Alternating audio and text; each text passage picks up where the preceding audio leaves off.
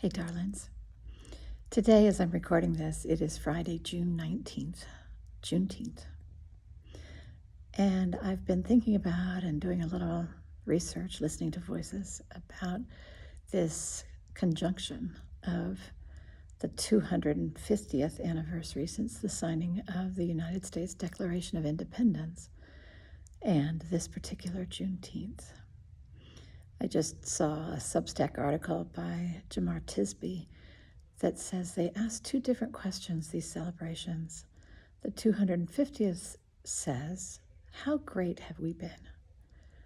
And the Juneteenth celebration asks, how free are we really? It's meaningful to me, this celebration of Juneteenth, because I was born as a white person in Texas in the 1950s. And I didn't know the story of Juneteenth until decades and decades later. And in fact, Texas was the first state to declare Juneteenth a state holiday. But that didn't happen until quite a few years after I had left Texas, too. That was in 1979. And it wasn't a national holiday until just a few years ago. I think it's 2021. So I'm thinking a lot about the stories that we tell that help us to name who we are as individuals and as a people. You know, the delay in the emancipation of those who were held in chattel slavery in Texas by 2.5 years after the Emancipation Proclamation made Texas a place where some people intentionally moved in order to hold on to what they considered their property.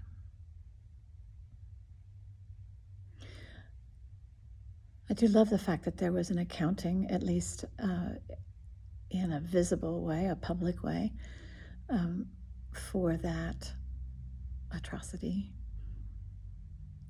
by recognizing the crucial importance of Juneteenth and how other people have said it's a day that began to make the Declaration of Independence truly relevant, because it's a day that said, at least in part, that all men, in quotes, are created equal.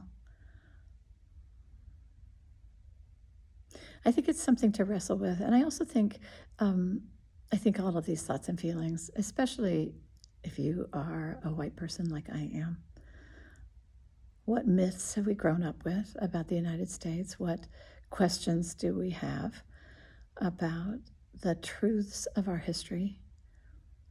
What do we understand about who our founding ancestors really are? By which I mean, who gets named and who doesn't get named?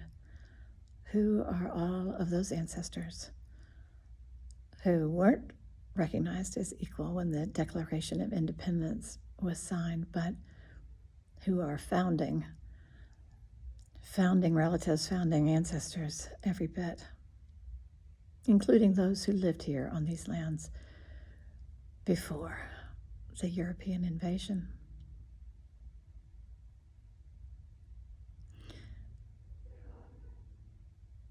I'm thinking about the seriousness and the somberness of this reflection. And I'm also thinking about the honor and the privilege that it is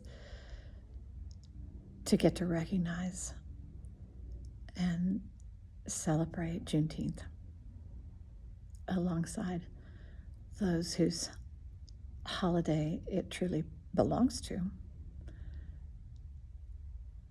and the recognition that all of us need to know, get to know this part of our history and get to celebrate those places where we're moving forward.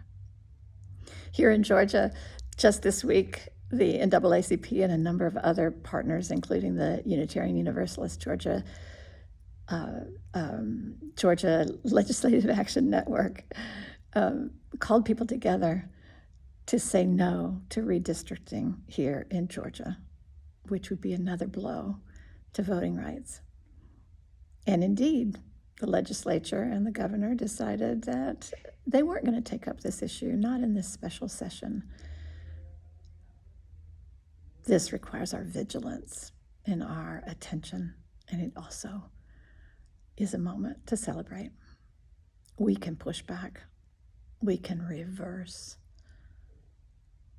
the intrusion on human rights, voting rights, on the recognition and the love for all of our human kin.